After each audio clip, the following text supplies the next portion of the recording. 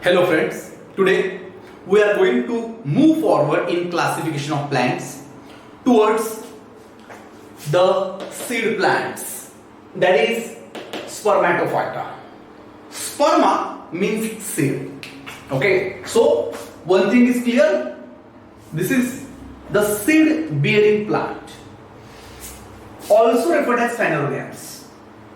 In the previous lecture we have covered about cryptogams, that is the non-flowering plants. But these are the flowering one, and of course, what is a flower? A flower is a modified shoot.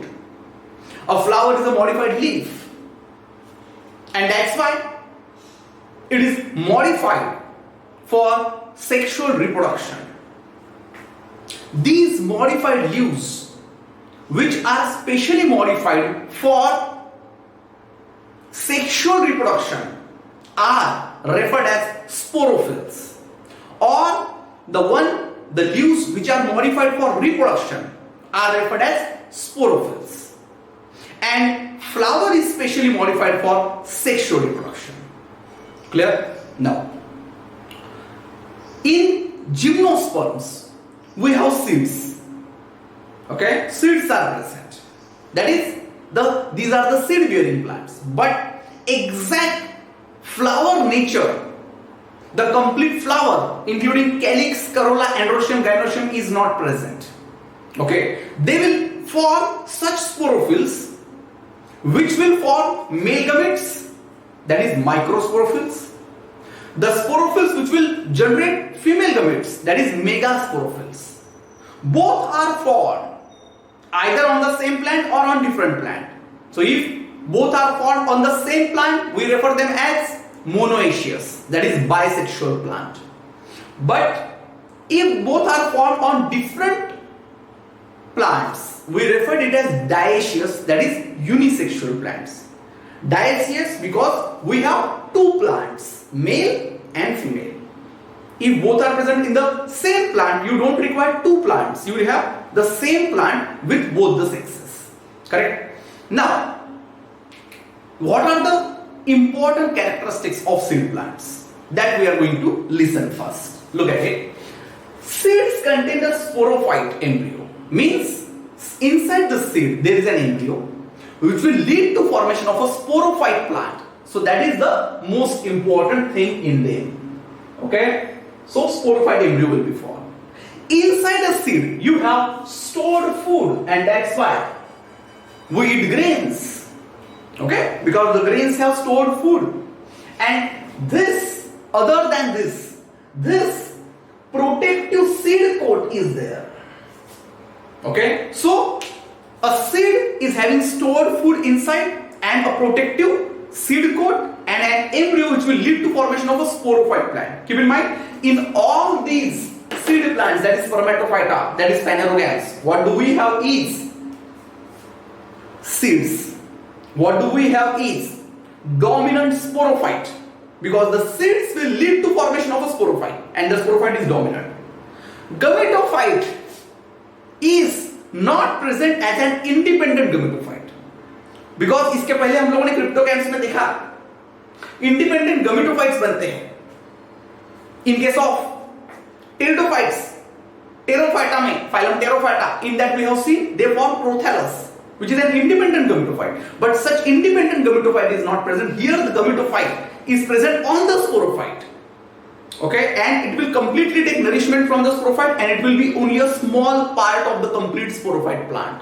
तो पूरे sporophyte plant में सिर्फ एक ही जगह ऐसी होगी, एक ही region ऐसा होगा which will have haploid cells, that is gametes, male gametes and female gametes, and only that region will be a part of the gametophyte. So you don't have the complete gametophyte plant, you don't have the complete prothallus, you don't have the independent gametophyte here. Okay?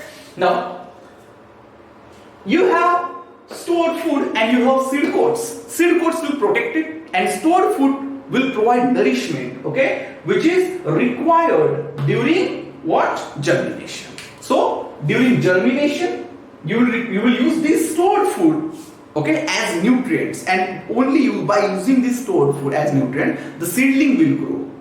Until and unless the plant will have the ability of photosynthesis, the plant will use those nutrients. And The seed coat will help it to survive in harsh conditions for long period of dormancy. Okay, so during seed dormancy, the seeds will remain dormant for many days, many months, many years. And after that, whenever we provide favorable condition, the seeds will germinate. Okay, but during this complete period of dormancy, the seeds are protected, the embryo is protected inside by seed coat. So this is important thing. Okay, that's why their chances of survival are more. Okay, it's not like the gametophytes, where immediately after zygote formation it will lead to embryo formation. The seed can be stored, and whenever favorable condition will come, they will grow. Now, heterosporous condition, this is important thing of all seed plants. Okay, that is two different gametophytes are formed. Okay, two different spores are formed, and microspores and megaspores, and these will lead to two different gametophytes. Okay, but again, just I have explained, only few cells will be involved. Okay, and only few cells will be a part of the gametophyte, and the gametophyte is fully dependent on the sporophyte for nutrition as well as support. Both male and female might be present on the same plant, bisexual or monoecious, which we have discussed just now, or they can be different, unisexual or diecious. Okay, now mostly water is not required for fertilization, so the condition is completely different than the pteridophytes. Okay, bryophytes, which we have seen earlier. Okay, so it's quite different because you don't require water except a few plants. Okay, which are there on the bank of river Amazon. Okay, the whole wood is in the river, correct? Exactly like that. So in only those plants you might require water for fertilization. Okay, otherwise you don't require. In Spermatophyta, that is all seed bearing plants, you have gymnosperms and angiosperms. We are first starting with gymnosperm because it is considered that during the course of evolution, first gymnosperms are formed. Okay, so gymnosperms. Gymno means naked and sperma means seed, and that's why they have naked seeds because they have naked ovules. And after fertilization, the ovules are converted into seeds, and that's why the naked ovules are converted into naked seeds. Okay. Gymnosperms are also called acrogymnospermi, and they have 1000 species in them. Okay, now ovules and seeds are present on sporophyll, just now we have discussed. Okay, and these sporophylls will be called megasporophylls. Mega means they will lead to formation of female gametes. Similarly, pollen grains will be formed on microsporophylls. So male gametes will be formed on microsporophylls. Okay. Now, in gymnosperm there is an important characteristic, and that is the sporophylls are many a times modified into cones. Okay, especially in conifers, that is Phylum Coniferophyta, which we are going to learn today. Okay, in them we have cones. Okay, and these cones, okay, are present, means the sporophylls, microsporophyll, megasporophyll, they are not separate, ऐसे अलग अलग नहीं रहेंगे, वो एक ही जगह पे jumble हो जाएंगे, एक ही जगह पे मिक्स हो जाएंगे. And microsporophyll or megasporophyll will form separate cones. The microsporophylls will form male cone, while the megasporophyls will form female cones. So cones are what? These are the sporophylls. They are present together, united at one place. Okay. About 65% gymnosperms are diecious. Okay, but conifers are almost all monoecious. So the conifers which we are going to learn today are mostly monoecious, that is bisexual. But other than that, 65% of the gymnosperms in other phyla like Cycadophyta, Ginkgophyta and Cnitophyta, they have diecious plants. Okay, means they have which type of plants? The unisexual plants. Okay, now many plants in gymnosperm, many trees in gymnosperm, yes, trees, they are generally big trees, but they have mycorrhiza with their roots. So inside the soil there is root system, And this root system in them is having a symbiotic relationship with the fungus. And that's why certain extra nutrition components are supplied by the fungus for their growth, and that's why they have achieved quite high heights. Okay. Choroid roots are also present in cycas. Okay, cycas will come under the Cycadophyta. Okay, but they have choroid roots, and choroid roots are actually coiled roots which are present above the ground, and they are specially designed for nitrogen fixation because they have cyanobacteria in a large amount in them, and they absorb nitrogen and fix it for the growth of the plant. Okay, so such many important characteristics are there of gymnosperms. In gymnosperms, there are 4 phyla. Okay, Coniferophyta, Cycadophyta, Ginkgophyta, and Metophyta. Okay, and first today we are going to learn about phylum Coniferophyta, which include conifers, cone-bearing plants. Does this mean that cones are only present in Coniferophyta? No. Okay, they are common. Most of the plant, 99% plant in Coniferophyta are cone-bearing. Okay, but there are some other gymnosperms are also there, like cycas. They also have cones. So the cones are present in other plants also, but in them almost all plants are cone bearing, and that's why they are called Coniferophyta and conifers. Okay, and as Pinus is the most abundant plant in them, we also call them Pinophyta, and we have 575 species in there. Okay, now this is a pine tree, is the best known example which we have discussed. Spruce, okay, fir, cedar, hemlock, redwood, all these and many others, okay, are there. All these plants are generally quite taller plants. Okay, cone bearing, of course, that's why they are conifers. Okay, but the cone might require 4 months to 3 years for maturity. Means it is not the case that immediately the cone is formed, it will start producing, okay, male or female gametes. No. They might require 4 months to 3 years to reach maturity. Okay. Coastal redwood, okay, that is Sequoia sempervirens. Okay, this plant in the northwestern California and southwestern Oregon. Both these places are quite close to each other. Okay, these are the tallest plant in the world, and they have approximate height of 100 meter or sometimes more than that. Okay. Similarly, the Bristol cone pine, that is Pinus longeva. Okay, this is which is present in the White Mountains of California, is the oldest known plants, that is 4,900 years.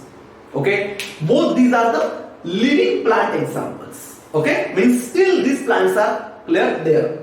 Okay, in these regions. Now, leaves are generally tough because most of these plants are the cold climate plants, and that's why there might be clear icy, and that's why whenever the ice will fall from sky, okay, it should not accumulate on the leaves, and that's why the leaves have a structure like this, so that the ice should slide out of it. It should not accumulate.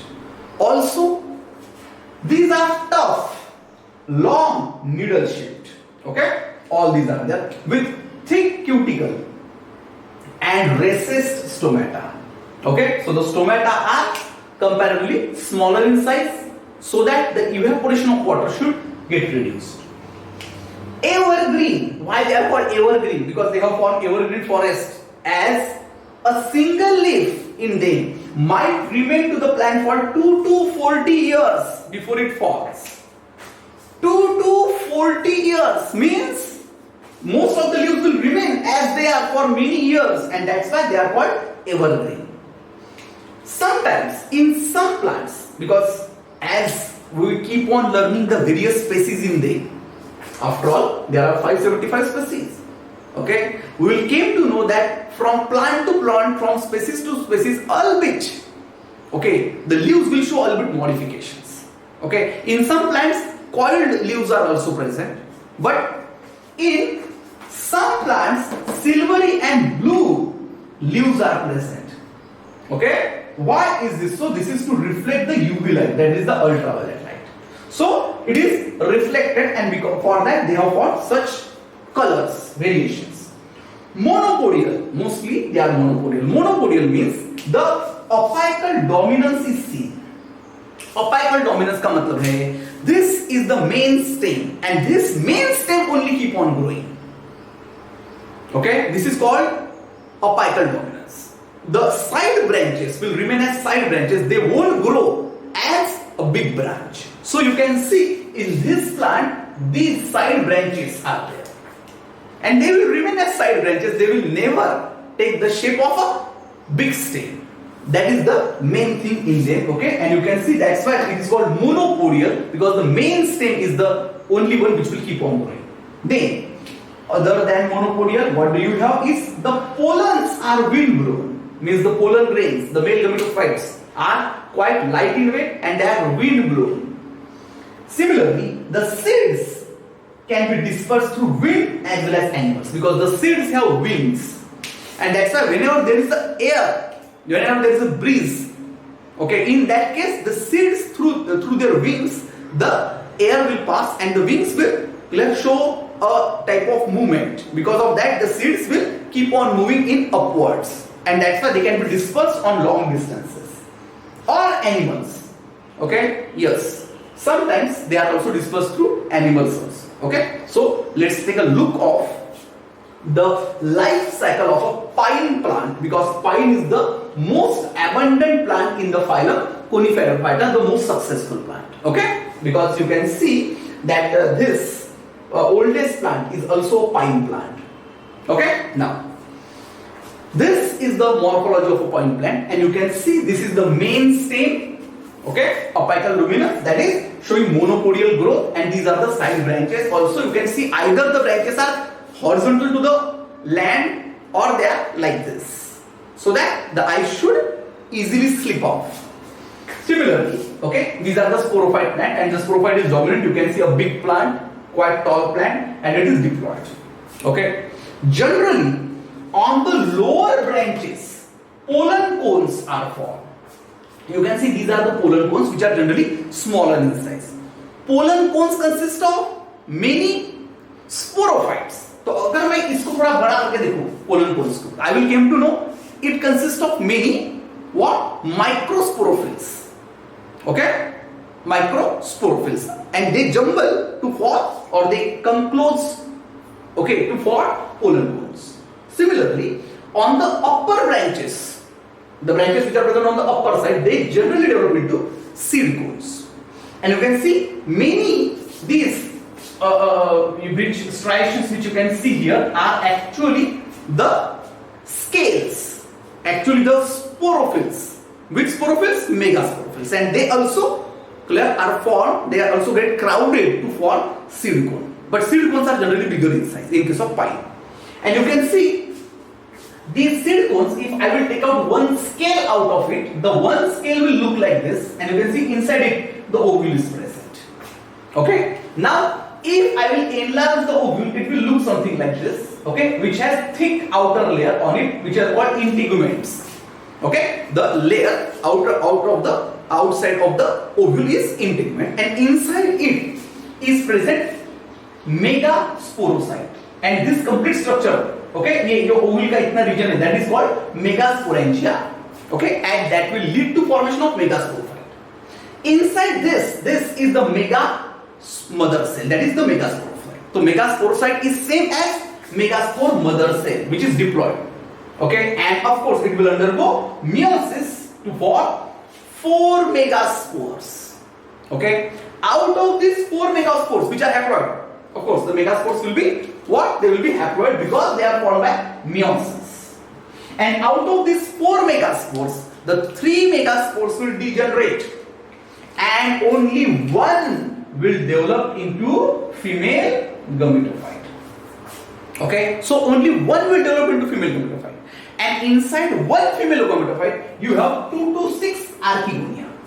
So all these 2 to 6 archegonia are formed from a single haploid cell, only one haploid cell, which will develop into 2 to 6 archegonia, while the 3 other haploid cells, that is megaspores, will degenerate. Okay, so this one will keep on dividing and keep on forming the complete, okay, female gametophyte, that is 2 to 6 archegonia in one female gametophyte. Okay, now let's move to the pollen sacs. The pollen sacs will have microsporangia inside. So if I will take one scale out of it, okay, this is the pollen cone, and I will take one scale out of it, you will come to know in it microsporangia are present, which contain microsporocyte, means microspore mother cell, which is also diploid, and it will also undergo meiosis to form microspores, that is haploid spores. Okay, now these haploid spores later on modify themselves to form pollen grains. Pollen grains are also called male gametophyte, just like the archegonia. The egg cell in archegonia is the egg cell is the female gametophyte, and egg cell is present inside archegonia. Okay, now when these pollen grains will mature, okay, these will be released, and through air they will reach up to these archegonia, that is the female gametophyte. Okay, and inside one female gametophyte, okay, we have discussed that there are 2 to 6 archegonia. Inside one archegonia there is only one egg cell. Okay, so one egg cell is present in one archegonia. Okay, single archegonium, single egg cell. Okay, and these pollen grains will come and fall in this region, which is the micropyle region. Micropyle is that region which is not covered by the integuments. So integuments ने से full cover नहीं किया है, कुछ portion open है. Okay, so this portion which is open is micropyle. यहाँ your pollen grains will come and arrive. Now, pollen grains immediately after arrival are not interested in forming pollen tube immediately. They will take time. Even some pollen grains will take the time of 3 months or more than that for forming pollen tube. Okay, sometimes even more time is required to form pollen tube. But after that, these pollen grains will start developing a long pollen tube.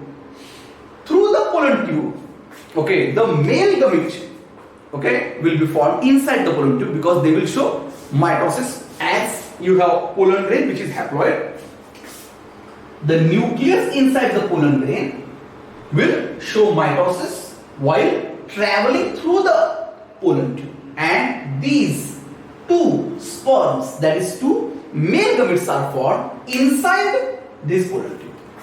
तो pollen tube के through travel करते करते 2 male gametes बने हैं, and this pollen tube will keep on growing and keep on breaking everything which is coming in its path up to the archegonia, and then later on it will reach here at this stage, releasing the 2 male gametes inside it, the 2 sperms inside it, inside the archegonia. Out of the 2 sperms, out of the 2 male gametes, one will fuse with egg to form zygote, but the other will degenerate. And you can see I have shown here 2 pollen grains. They are forming 2 pollen tubes, and here 2 archegonia are present. Okay, archegonia might be more than that. Pollen grains and pollen tubes might be more than that. But every pollen tube will have 2 male gametes, that is 2 sperms, and out of that only the one which will reach earlier will fuse to form zygote. So the place where archegonium was present, exactly at the same place now zygote is present. Other male gamete will degenerate. Okay, and thus fertilization will take place. Again, pollination and fertilization are having much more time interval in there. Pollination, after pollination you might take 1 year, even minimum 3 months or more than that, just I have discussed, okay, for fertilization. But after fertilization zygote is formed. Okay, this zygote will also take its time to develop into an embryo, and this archegonium, okay, this archegonium will start developing itself into a seed. The ovule complete will form such seeds. Okay, clear? So such many seeds can be formed, and you can see inside the seed you have embryo, sporophyte embryo, because this embryo is going to lead to formation of a sporophyte plant. stored food which will help in germination and seed growth. So now for germination, they are not dependent on anyone because they have stored food inside them. This seed, okay, is dispersed because this is the inner part of the seed. Outside, from outside it looks like this. So this seed will have such wings, and when breeze will pass through it, these wings will, okay, they will show movement, and because of that the seed will go quite upwards, and that's why it can be dispersed through wind or breeze quite away, and wherever they will fall, clear, a sporophyte plant. Germination will take place, okay, and this is how, clear, the life cycle of pine plant, that is Coniferophyta, that is conifers, is there, okay, and in them the condition is diploid, okay, clear, this condition, sporophyte plant is diploid, pollen cones and seed cones are formed.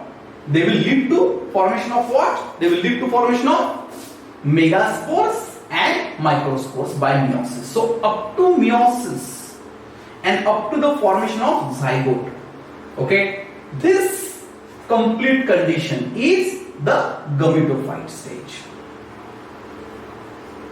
okay, which is haploid. And this, after formation of zygote, seed, from the seed, new plant and microspore mother cell and megaspore mother cell, up to this condition, the condition is diploid, and that's why this is the sporophyte diploid generation. In this way, alternation of generation is there, but don't forget, you don't have separate gametophyte there. The gametophyte is present, but where it is present on the sporophyte plant, okay, and immediately after meiosis, the gametophytes are formed here only. After pollination, the pollen grains will reach here, they will form pollen tube. Through the pollen tube, the nucleus of pollen grain will divide into two to form two male gametes, that is, two sperms. These are non-motile sperms, they don't have flagella. But through pollen tube, they will travel, and the one which will reach earlier will combine, okay, will fuse to form zygote.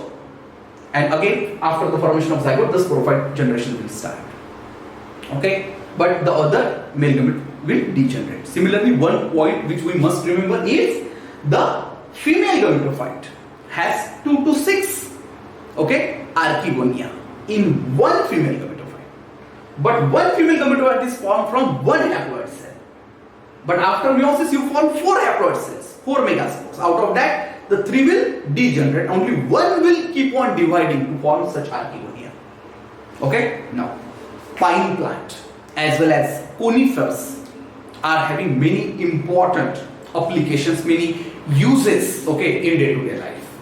Their wood is used for construction, okay, yes, use of the wood for construction is very common thing. Other than that, their wood is quite flexible, and that's why decorative works can be done, and that's why many decorative items of wood can be prepared, okay. Other than that, many plants have resin inside their wood, and this resin, from this resin, a solvent, a liquid turpentine is prepared, and we are very familiar, the turpentine, okay, is used as a solvent for wood polishes, many paints, okay, and of course it has low ignition temperature, and that's why it catches fire earlier, okay. Then it is also source of food. Pine nuts, okay, are clear, can be eaten, okay, as well as they are a good source of food for many cattle, and that is the one of the reasons that for seed dispersal, animals are always in search of these, okay, pine nuts, okay, and that's why through them it can be dispersed. Other than that, juniper berries, okay, juniper is also another genus in Coniferophyta, okay, and juniper berries, okay, they are quite sweet in taste, and from them gin is prepared. What is gin? Gin. Gin is an alcoholic drink, okay, which is quite preferred in many countries, okay. So such many applications are also there of the pine trees, okay. So this is all about the phylum Coniferophyta, and other than that, we have also discussed about the general characteristics of seed plants and gymnosperms. Thank you.